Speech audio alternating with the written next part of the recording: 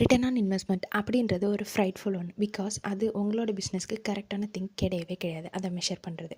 So that இப்போ most of the businesses வந்து எதை ட்ராக் பண்ணுறாங்க அப்படின்னா, கிளிக்ஸ் வந்தால் போதும், லைக்ஸ் வந்தால் போதும், இம்ப்ரெஷன்ஸ் வந்தால் போதும், ஃபாலோவர்ஸ் அதிகமான போதும் அப்படின்னு நினைக்கிறாங்க. But here's what actually matters அப்படின்னு சொன்னால், கஸ்டமர்ஸோட லைஃப் டைம் வேல்யூ இருக்கணும், அதுக்கேற்ற மாதிரி காஸ்ட் அக்விசிஷன் இருக்கணும்.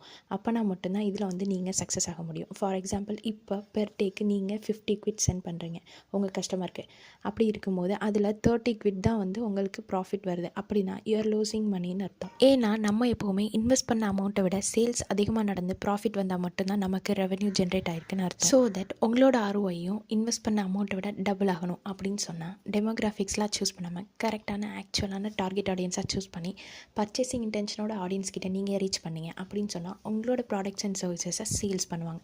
அப்போ தான் உங்களுக்கும் நிறைய ப்ராஃபிட் கிடைக்கும். தென் அதுக்கப்புறம் உங்களோட கஸ்டமரோட ஆக்சுவல் ப்ராஃபிட் அண்ட் பர்ஃபார்மன்ஸஸ் மெட்ரிக்ஸை ட்ராக் பண்ண ஆரம்பிங்க. அப்போ தான் அவங்கக்கிட்ட நீங்கள் எவ்வளோ இன்வெஸ்ட் பண்ணியிருக்கீங்க, எங்கெல்லாம் ரீச் ஆகிருக்கு, எவ்வளோ சேல்ஸ் ஜென்ரேட் ஆகிருக்கு அப்படின்றத வச்சு நெக்ஸ்ட்டு நீங்கள் ஆர்ஓஐ பண்ண முடியும்.